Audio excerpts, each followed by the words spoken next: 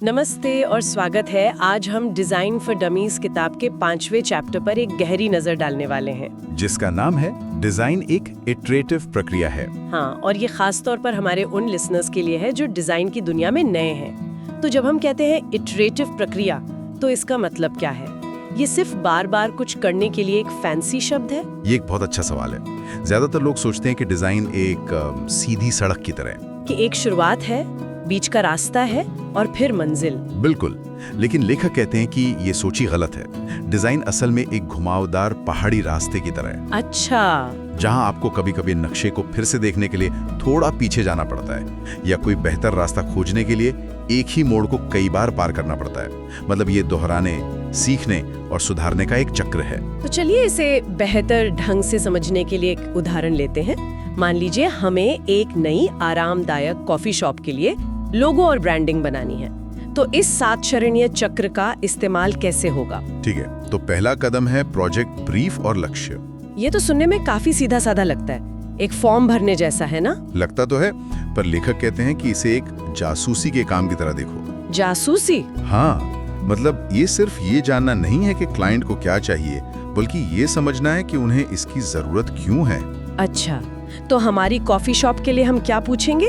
हम पूछेंगे आपकी टारगेट ऑडियंस कौन है, कॉलेज के छात्र या वो लोग जो बैठकर घंटों काम करना चाहते हैं। और जब क्लाइंट आपको कुछ उदाहरण दिखाए जो उसे पसंद है, तो लेखक जोर देते हैं कि ये पूछना बहुत जरूरी है, आपको उस लोगो में खास तौर पर क्या पसंद आया, रंग, फॉन्ट। ये सवाल तो बाद में होने वाली बहुत सारी गलतफहमियों से बचा सकता है। बिल्कुल, यही तो जासूसी है। आप क्लाइंट के दिमाग में घुसकर वो समझ रहे हैं जो शायद वो खुद भी साफ साफ नहीं कह पा रहे। ठीक है, तो जासूसी पूरी हुई। अब दूसरा चरण, रिसर्च और प्लानिंग।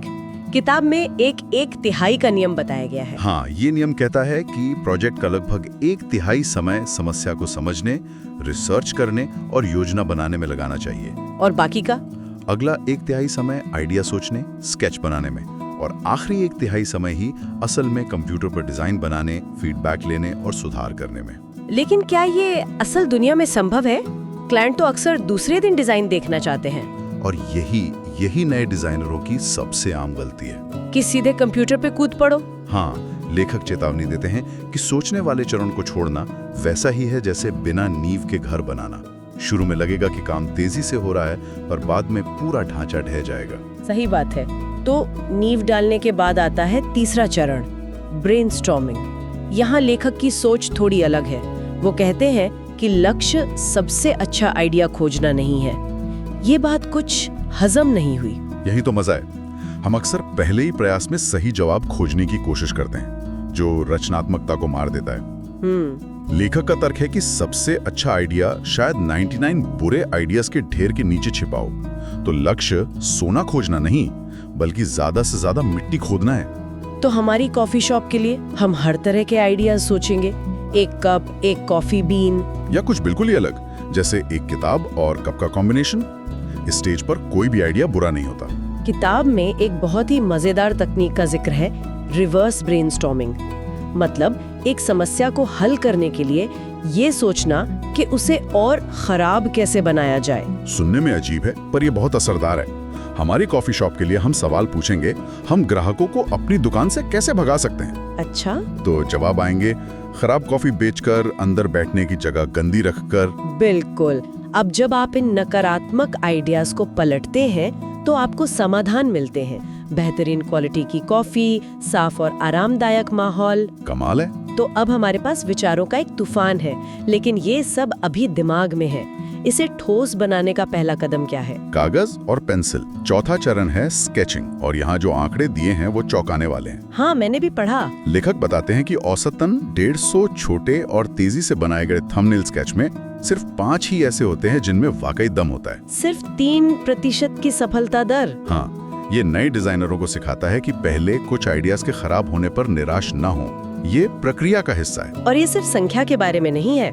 लेखक इटरेटिव स्केच और विजुअल मेटाफोर की भी बात करते हैं। विजुअल मेटाफोर, इसका क्या मतलब है? इसका मतलब है किसी एक विचार को दिखाने के लिए किसी दूसरी चीज का इस्तेमाल करना। जैसे कैप्टन अमेरिका का कॉस्ट्यूम। अच्छा, जिसमें लाल, सफेद और नीले रंग देशभक्ति का प्रतीक है। बिल्कुल। हमारी कॉफी शॉप के लिए हम एक ऐसा लोगो बना सकते हैं जिसमें कॉफी बीन का आकार दिल जैसा हो, जो कॉफी के लिए प्यार को दर्शाता है। सही, ये एक विजुअल मेटाफर है। लेखक अपना एक उदाहरण भी देते हैं जहां उन्हें डूबने के कॉन्सेप्ट को दिखाना था।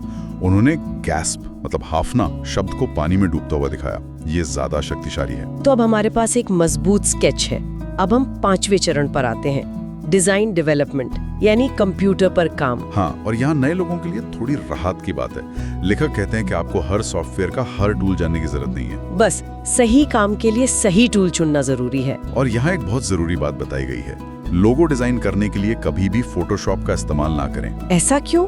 ज्यादातर लोग तो फोटोशॉप के बारे में ही जानते हैं। फोटोशॉप की इमेज छोटे छोटे रंगीन टुकड़ों यानी पिक्सल से बनी है। जब आप उसे बड़ा करते हैं तो इमेज धुंधली हो जाती है, पिक्सेलेटेड हो जाती है। हाँ, उसे रास्टर ग्राफिक्स कहते हैं। वहीं इलस्ट्रेटर जैसे प्रोग्राम वेक्टर ग्राफिक्स बनाते हैं। आप उस लोगो को एक बिजनेस कार्ड पे प्रिंट करें या एक बड़े बिलबोर्ड पर, वो हमेशा शार्प रहेगा। ये तो बहुत काम की जानकारी है। ठीक है, हमने कंप्यूटर पर डिजाइन बना लिया है।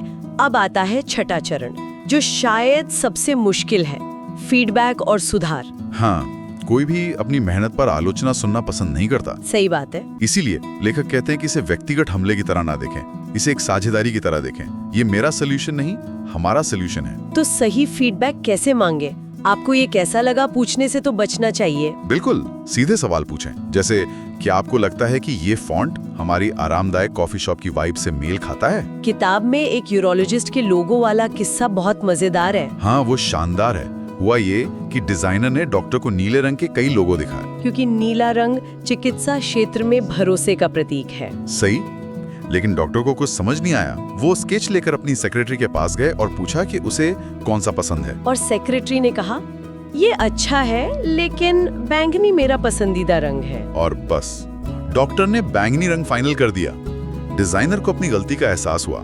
उसने कभी डॉक्टर को समझाया ही नहीं कि उसने नीला रंग क्यों चुना था। अपने काम के पीछे की क्यों को समझाना डिजाइन बनाने जितना ही जरूरी है। हाँ, और यहाँ एक और प्रैक्टिकल टिप है, वर्जनिंग। अपनी फाइलों को लोगो 1, लोगो 2 जैसे नामों से सेव करना। ये जीवन रक्षक है।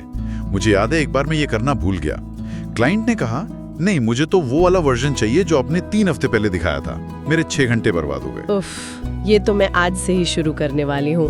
अच्छा, तो डिजाइन को मंजूरी मिल गई। अब 7वां चरण, अंतिम रूप देना और एग्जीक्यूशन। ये काफी तकनीकी है और यहाँ जरा सी लापरवाही पूरी मेहनत पर पानी फेर सकती है। जैसे प्रिंट के लिए। हाँ, प्रिंट के लिए आपको फाइल को 300 DPI रेजोल्यूशन और CMY के कलर मोड में भेजना होगा। CMY के यानी सियान, मैजेंटा, येलो, ब्लैक, जो प्रिंटिंग की शाही के रंग हैं। बिल्कुल, अगर आपने स्क्रीन वाली RGB फाइल भेज दी तो रंग बिल्कुल अलग दिखेंगे।